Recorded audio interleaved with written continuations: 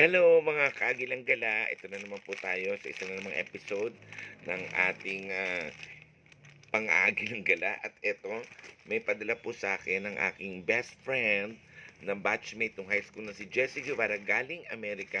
Kakapadala lang, mainit pa sa pandesal. Kaya i-unbox natin, tingnan natin ano yung pinadala niya sa akin, okay? Ito si Jessie, alam na alam nito lahat ng sikreto ko sa buhay. Lahat ng kalokohan ko nung high school, alam niya. Siya lang ang pwedeng gumawa ng libro tungkol sa akin. Ay, ang taray ni Jessie. Black. Oh, di ba? Black. Ay, by Kenneth Cole. Oh my God, thank you, Jessie. Ang bango. Oh my God, thank you, Jessie. Kenneth Cole Black na perfume. Lagi niya ako pinapadalahan ng perfume. Yung Bulgari last time niya pinadala. At meron pa siyang, ano to? Meron pa t-shirt. Akala ko perfume na ipapadala niya. Ay, ang taray. Oh, diba? Parang pa-polo shirt something. Masuot nga. Diyos ko, si Jessie, passionista rin yan eh. Ayan, tingnan natin. Ay, Diyos ko po.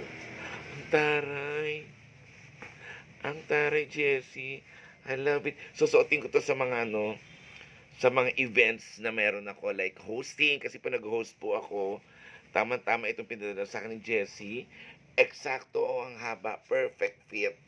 O, pag tumayo, ayan, ganyan. O, ganda ng design. O, sasara natin. Ganyan. O, thank you very much, Jessie Guevara. Gagamitin ko to sa mga hosting stint ko. Again, maraming salamat, Jessie Carinian Guevara, pati si Kedita na na middle person namin, siya ang contractor, si Jessie ang senator. Okay. Thank you very much, Jessie Guevara sa Black at saka dito sa pinadala mo. I love you, I love you, I love you, I love you, BFF, and stay healthy and stay beautiful dyan sa Amerika, okay? Thank you very much. At yan po, isa na namang episode ng ating Agilang Gala. At eto, hindi ako gumala, nasa bahay lang ako. At may dumating na grasya galing kay Jessie Guevara. Okay, see you soon. Love you, Jessie.